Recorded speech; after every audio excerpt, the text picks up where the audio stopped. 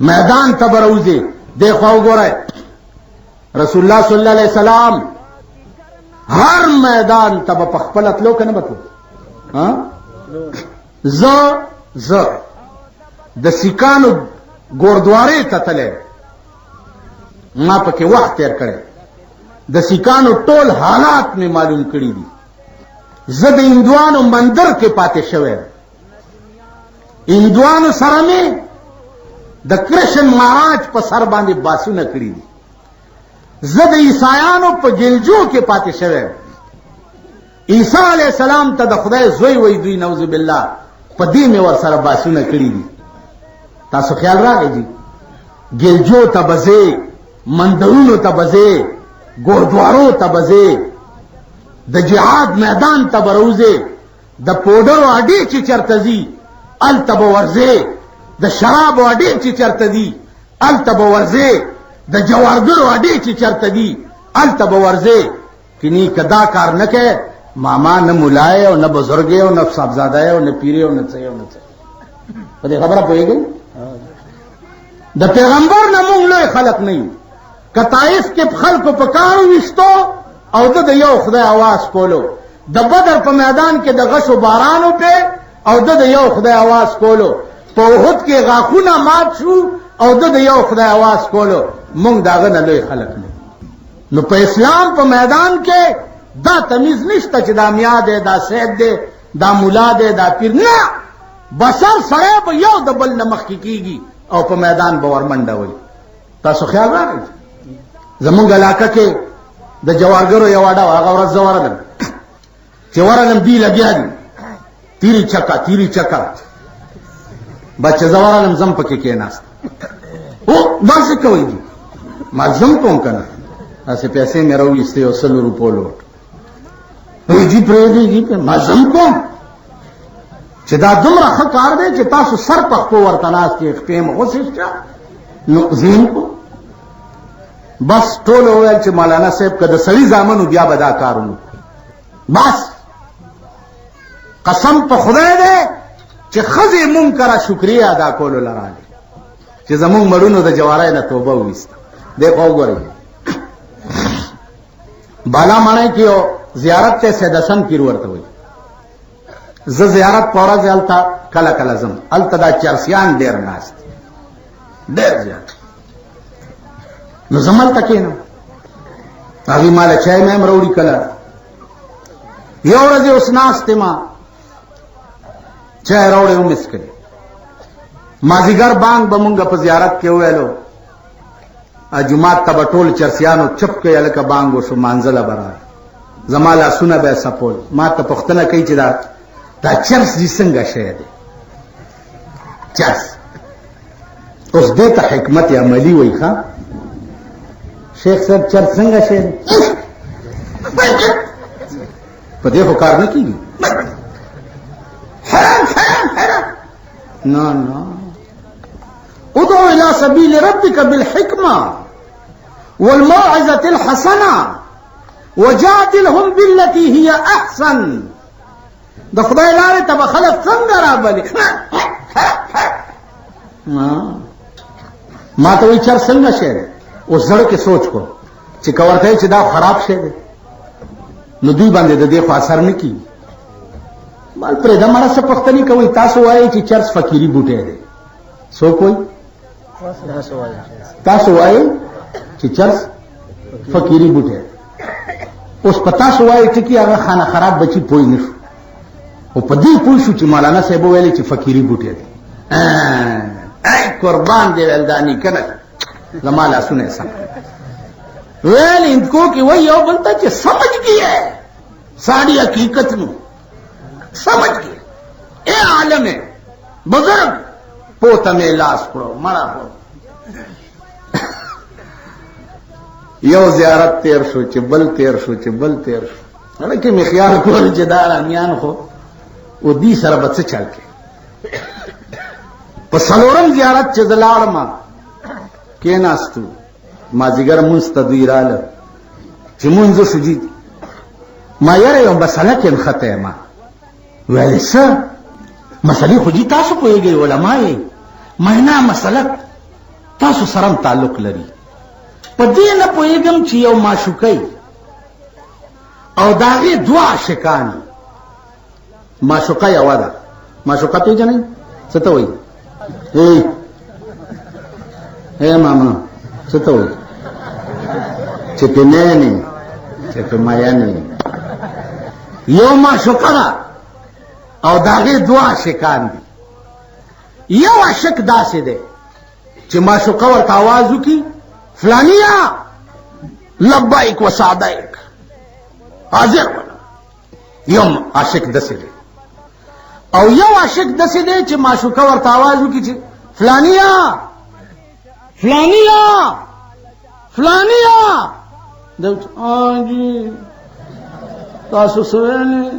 وایي مری مې وشلې ده په آوازونو بیړه دې غرقه شه. جی خدمت وایي. د دې معشوقې پړه کې به قدر د دې عاشق زیاتي او که نه هغه آواز سره چې ورته په لاس په نامه ولاړي د هغې به زیاتي. دا خو تاسو به هم پوهېږئ د چا قدر به زیاتي چې لاس په نامه ورته. ما زه دا نه وایم چې چرس خراب شی دی یا کفر دی یا اسلام دی یا څه دی یا څه دی، خو چرس داسې لږ بېغیرته غوندې نشه ده. د معشوقې آواز وشي چې حی علی الصلاة حی علی الفلاح، دا د معشوقې آواز. نو سهار چې دا د معشوقې آواز وشي تاسو ټوله شپه چرسونه والي ډد بد پراته د معشوقې په آواز لبیک ونه کوي. او کم خلق چې حی علی الفلاح ویلي نه او په جماعت کې حاضر ولاړي نو د معشوقې منظور نظر به هغه خلق ډېري که تاسو به ډېري. دا ټکی دی وړاندې ولې نه کول؟ بس ټولو پوزې په ځمکه راښکې او غوږونه یې ونیوه چې که د دوو نه پیدا یو موږ به بیا چرس نه سو. هغه ورځ ده د دې خبرې کم از کم 7 کاله وشو. اوس هغه سړي چې میاشت دوه کې یو ځل دوه ګورم دا دی ګیري پرېښي دي او اکثر کله غیب شي چې وی ګورم څوک وایي 40 ورځو چیلې ته تللی وم، څوک وایي 4 میاشتو ته تللی وم، څوک وایي کال ته تللی وم. زما په دې خبره پوهېږئ؟ نو د الله لارې ته خلق را بللو طریقه زده کا. کور ته به ورځې کوم ځای کې چې دی په ګناه کې مبتلا دی هلته به ورځې ځان به ورننه باسې. سردار کونین به ابوجهل غوندې پلیت او کافر د لمنو نه ونیو ورته به ویل او بدبخته په هغه ورځ به څه چل کوې چې خدای ته پیش شي او د ځان خلاصولو اسباب در سره نه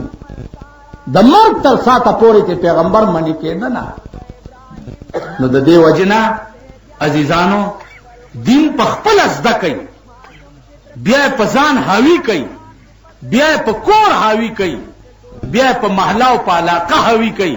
بیا په کلي او وطن کې خدمت کوي او جذبه او اراده دا لرئ چې خدای تر هغې پورې ممړه کوه چې د پاکستان فیصلې د قرآن په قانون وګورو. تحصیلدار ته ستاسو سرټیټ دی، پی اے ته ستاسو سرټیټ دی، پولیټیکل خو لا پرېږده، کمشنر یې ته سبحان الله آی لا پرېږده. نن چاته زمونږ سرونه ټیټ دي؟ تاسو خیال راغلی؟ نو عرض مې دا و چې څو پورې په دې دین ثوابونو خبرې خو درته کوي. ثواب په دې کې ډېر دی چې صاحب حلوا پخه کوه، ثواب په دې کې ډېر دی چې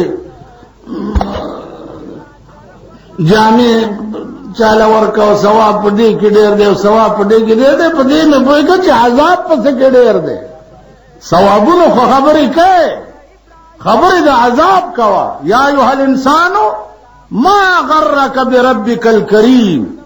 په څه شي په غرور کې واچولې چې الله کریم دی، د هغه د قهر او د غضب نوم دی نه دی اورېدلی. الف لام میم احسب الناس ان یترکوا ان یقولوا آمنا وهم لا یفتنون. تاسو دا خیال کوئ چې مونږ به صرف په دې ټکي خلاص شو چې مونږ ایمان راوړی دی او مسلمانان یو او ستاسو بیړۍ به د دنیا د دریابونو په ګردابونو کې نه ګیره، امتحانات به در باندې نه راغلي، تکلیفات به در باندې نه راغلي او ته به جنت ته لاړ شې. نو عزیزانو ثوابونو خبرې په خپل ځای دي، خبره بنیادی بله ده چې څوک وایي چې لا اله الا الله محمد رسول الله او د دې کلمې ویلو والاو په ملک کې قانون د انګریز وی، قانون د انګریز، او د دې قانون لري کولو د پاره دا قوم او ملک متحد نشو او د انګریز په شان د دې ملک نه د انګریز قانون نه ویستو، قسم په خدای دې که د جنت بوی وګورئ.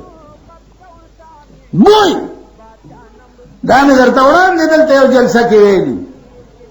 تاسو خو دغه هم یې بیا شرارتونه کوي چې د دسې ووي او د دسې ووي او د دسې ووي او د دکې زه چا نه یېرېږم شرمېږم نه. زه د یو خدای پیدا کړم او د لوی کړم، د ژوندی کړم او دا به مې مړ کوي،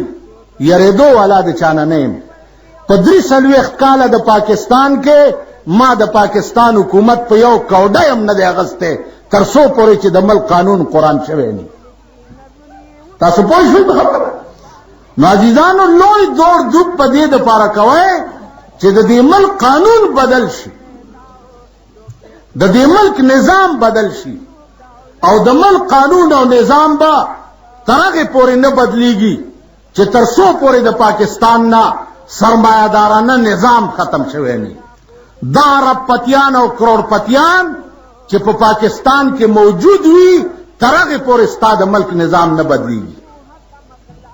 ځکه چې د ملک نظام به څنګه بدل شي؟ اول د پاکستان ښځې نه غواړي چې د ملک نظام بدل شي، غواړي. په لاهور کې مې یو تقریر کړی مال والله کم پرېږدم چې تر څو پورې مې ستاسو ښځو ته سپینې بورکې نه وي ور په سر کړي او په پرده کې مې کړي نه.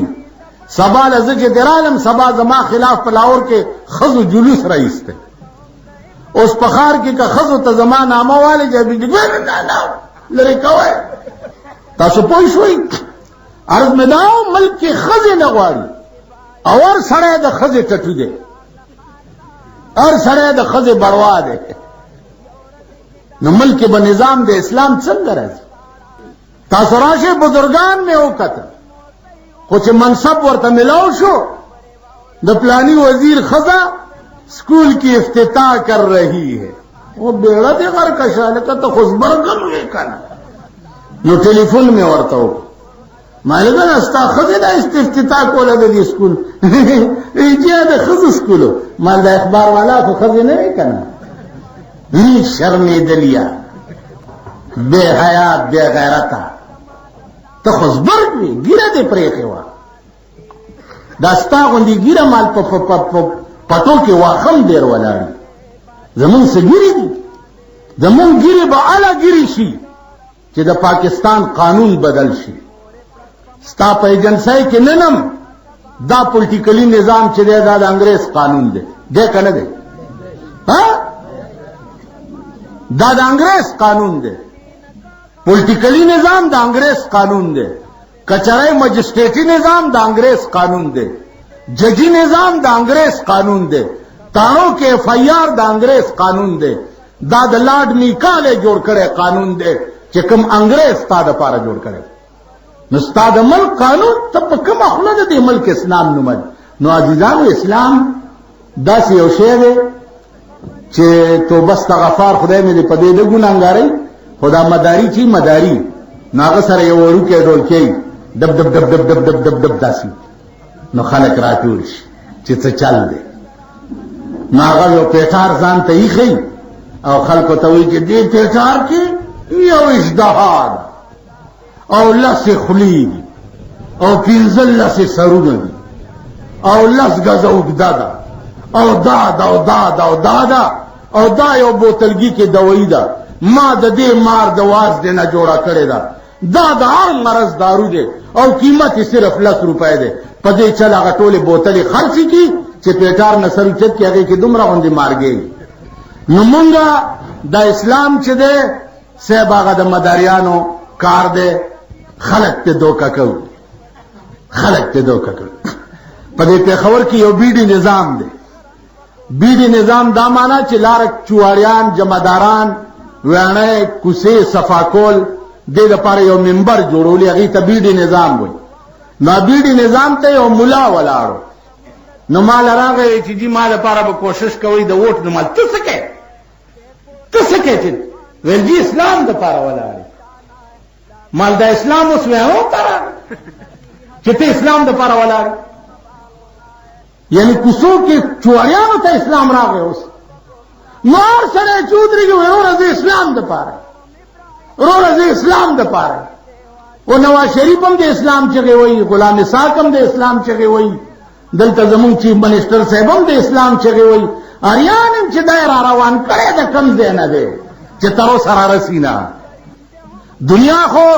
کمپیوټر زمانه ده اټومیټک زمانه ده نن خو په یو ګنټه کې د کوی قاف نه هم سړی پېښور ته را رسي په 43 کاله کې پاکستان ته اسلام راو نه رسېده نو دا ټول فراډ او دوکه ده مونږ په یو رنګ کې خلک دوکه کوو او دا حکمران طبقه چې ده دا په بل رنګ کې خلک دوکه کوي اوس عزیزانو بله خبره ورته کوم دی یو اډیننس کړی دی چې ډرایور چې اکسیډنټ وکړي نو 1,80,000 روپۍ به هغه مړي والا له ورکوي خیال مراد دا دیت دی نو په هغې باندې درباري بزرګانو فتوا ورکړه چې دا دیت چې دی ډرایور به نه ورکوي د ګاډي مالک به ورکوي چې ډرایورانو شور واچولو نو د ګاډي مالک به ورکوي نو ما وویل چې په دې ملک کې اکسیډنټونه ډېر کېږي که غلې ډېرې کېږي تاسو وایي دا ټول وایي نو ته ما ته وایه چې د اکسیډنټ اډیننس ډېر ضرورت دې ملک ته او که د غل نه د لاس پرې کول اډیننس ډېر ضرورت دې ملک ته چې ټول ملک غل دی ټول ملک غل دی تاسو خیال راکړئ نو د غل نه د لاس پرې کولو ضرورت ډېرو او که دې ملک ته د اکسیډنټ د کیس اډیننس ډېر بله دا چې دې ملک کې اکسیډنټ ډېر کېږي او که زنا ډېره کېږي ټول ملک د زنا ډیکوي دی ټول ملک نو زناکار سنګسارول دا اډیننس اول کول پکارو او که د ډرایور د اکسیډنټ اډیننس اول کول پکارو په دې ملک کې اکسیډنټ ډېر کېږي که شراب ډېر څکلی کېږي ته ورشه په حیات آباد کې د شیشو په دکانونو کې د شرابو د بوتلو دکانونه د چا دي د کوی کاف د پیریانو دي د دیوانو دي دا د چا دي دومره سره سره بوتلې د شیشو په دکانونو کې ولاړې او هغه سپلایي پېښور ته کېږي زمونږ د پېښور اولیا چې تر شپې تر څو دا وظیفه نه کړې خوب نه ورځي یو بوتل په 1,200 روپۍ دی نو د ملک کې اکسیډنټ د شرابو ډېر دی او که د لارۍ او د موټرو ډېر دی نو شرابي په درووال اډیننس ډېر ضرورت او که د اکسیډنټ د کیس ډېر ضرورت دا داسې چلو لکه د بوټو په وخت کې او ګورنر ما ته یو ورځ وویل چې تاسو دا مولیان څه غواړئ مونږ څه غواړو ویل دا رویت هلال کمیټي جوړه کړه که نه هغه د اسلام یې راوستو اختر او روژه به په ټیټ ټیم کېږي نو نور څه وایي خو چپ کوي که نه ګورنر ما ته ویل مال بس دې ملک ته د رویت هلال کمیټۍ ډېر ضرورت او دا روژې یا د اختر په شپه تاسو لوړګي نه پېښور ته را منډې وهئ صاحبه چې هله چې روژه خرابه نه شي روژه هم کېږي کوم ځای خدای مو ووایه روژه هم کېږي د چا چې اډ ګوډ د آرام وي پروت یې خېټه کې آرام وي اغوستي آرام وي روژه ماتی حرام وي هغه روژه کېږي منځ زمونږ منځ څه دی وہی نمازاں تیرا سیاپا کرن تے روزہ تے نور ہوئے نمازاں تیرا سیاپا کرن تے روزہ تے نور ہوئے حلال حرام دی تمیز نہیں کی تھی روزہ کی کرو ہوئے وہ دغا منزن بستاویرو کی او دارو جد ډیره ډیره پتا باندې وجاړي دا منځونه د ستا کفاره وخوري او دا ډرامې را پسې ونه کوي چې منځونو پسې بد وي کافر څه نمازاں تیرا سیاہ پا کرن تے روزہ تے نور ہوئے حلال حرام دی تمیز نہیں کی تھی روزہ کی کرو ہوئے وہ دا منزلہ دستا ویرو کی او ډیر ډیر دی پتا باندې او جاړي د حلال او د حرام تمیز در کې نشته نو روزه به څنګه وشي دا روزه نه دي او دا منځونه نه دي چې موږ ته په قیامت کې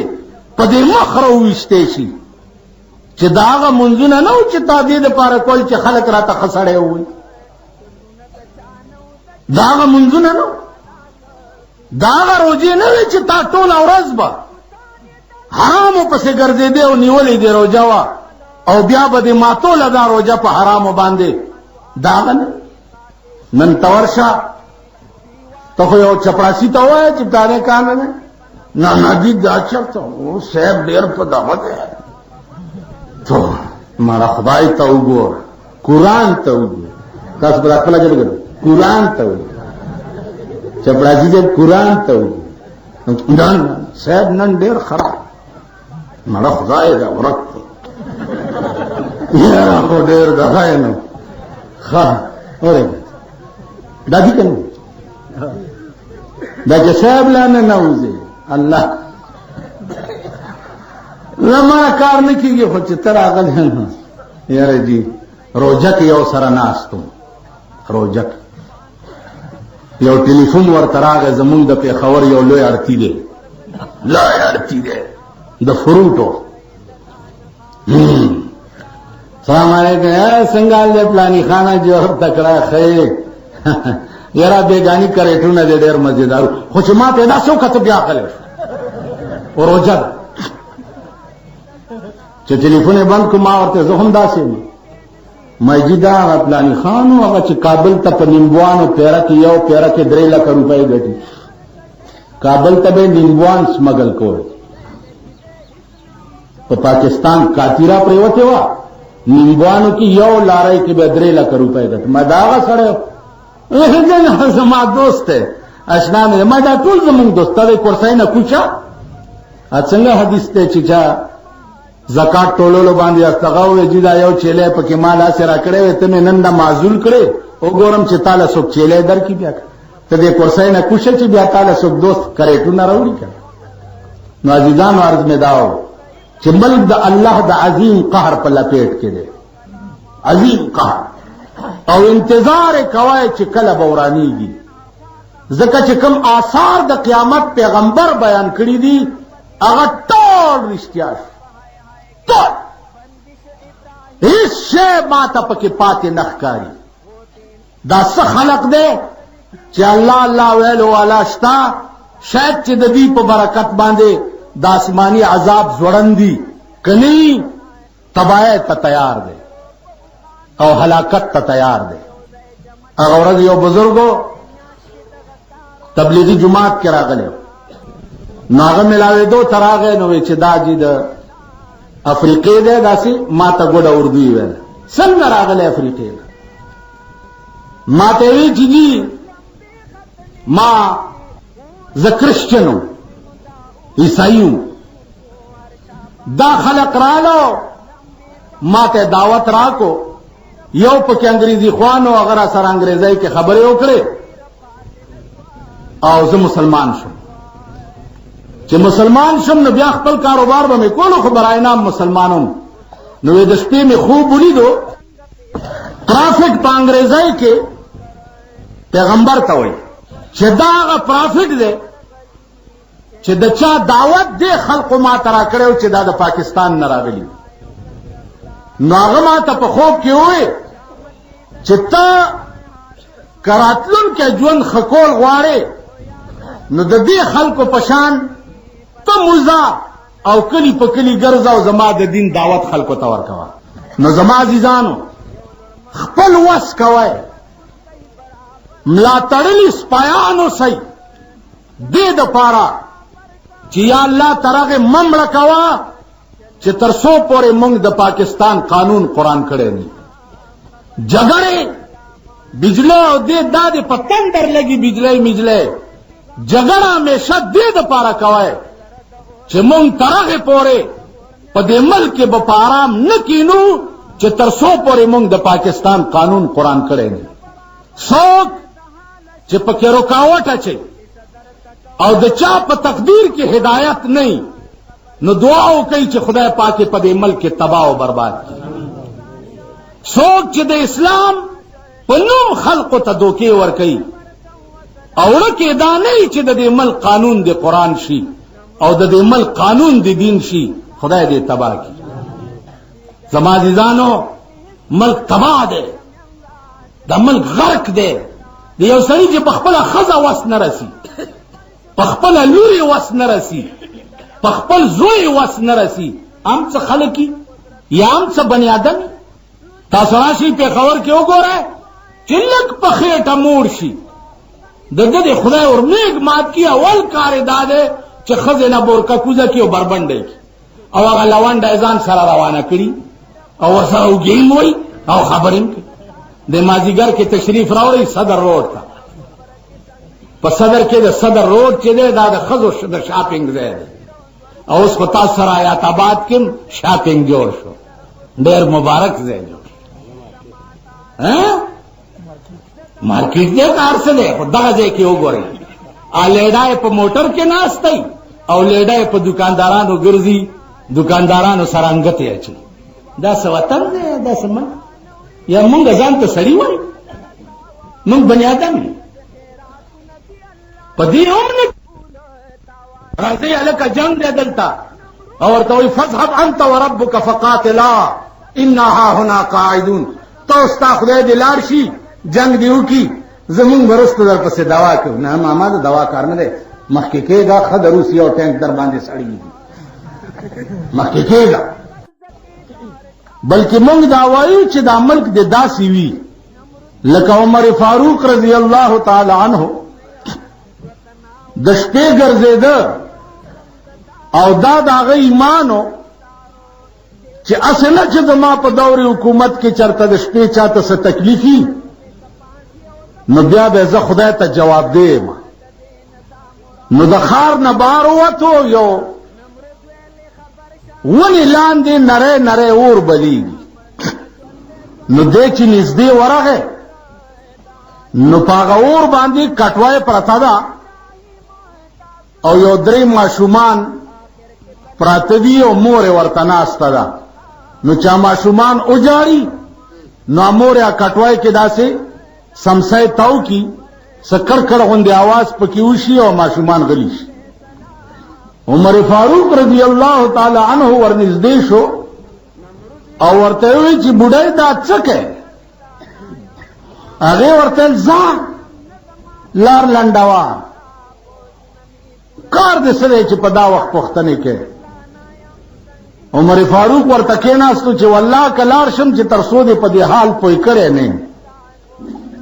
خزا ورته وی چې زه کونډه یم دا زما بچی دي یتیمان نن درېم ورځ ده چې نهر دي ضمیر اجازت نه راکوي چې زه چا نه سوال وکم دا کټوۍ چې په دې اور پرته ده نو په دې کې مې کاڼي اچولي دي دا ماشوم چې لوږه ډېر تنګ کي او دوی په جړا شي نو د کټوۍ کې دا سمسۍ زه ولړم نو د دوی خیال راشي چې دا مور راته څه پخۍ لګیا دی نو بیا غلی شي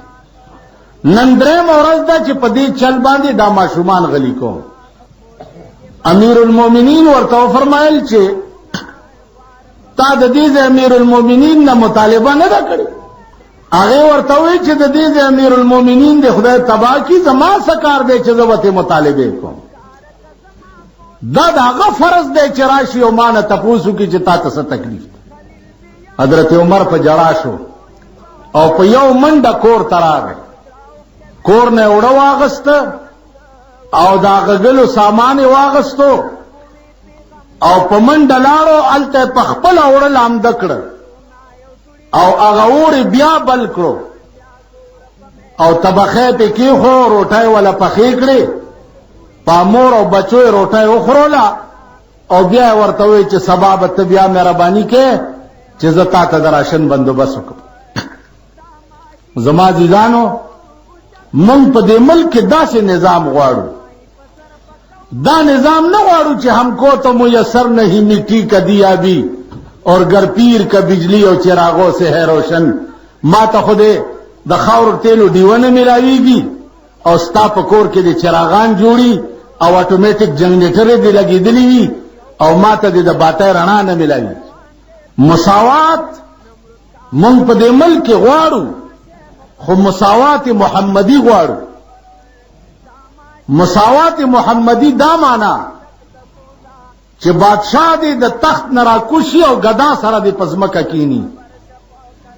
دا مساوات ناممکن دی، لکه په دې ملک کمیونست یا سوشلیست کم دي چې مونږ به غریبو چته او په تخت به کې نو. زمونږ په ملک الیکشن هم دغه څه وشو، یو نخه د سایکل او یو د لاټین و، دا دواړه رښتیا شوي. पेट्रोल ګران کړه نو خلک سایکل تکینول په سایکل بسوري. خیال امراغه او نن بیان دے بجلیم ګران کړه ان شاء الله لاټین تبکه نه. تاسو خیال راغی نو کوم نه چې د دوی یې رښتیا کړی. نو موږ دا نظام په ملک نه غواړو، موږ هغه نظام غواړو چې کوم نظام جناب محمد رسول الله صلی الله علیه وسلم جوړ کړی. کوم نظام باندې 14 سنې عمل ابو بکر صدیق کړو، کوم نظام باندې 14 سنې عمل حضرت عمر کړو، کوم نظام باندې 14 سنې عمل حضرت عثمان کړو، کوم نظام باندې 14 سنې عمل حضرت علی کړو. داغه بچو په کړ. تاسو خیالو د حضرت علی بچی ولې په کربلا په میدان کې قربان شو؟ ولی سره د زنانو سره د ماشومانو پریکړی سرونه دمشق ته ولې لاړ؟ وجه داوا چې دا قانون چې کوم زما د نیکه په کور کې راغلی دی، دا قرآن چې کوم زما د نیکه په کور کې نازل دی، او دا قانون چې کوم په 23 کاله کې زما نیکه مرتب کړی او جوړ کړی دی، یزید ته د هغې قانون خلاف ورزي کې والله که سر درته ټیټ کم سره د بالو بچی پیزان قربان کو سره ورته ټیټ نه. تاسو خیال راغی نن تاسو د خپلو سرونه ته وګورئ که نه چې چا چاته ټیټ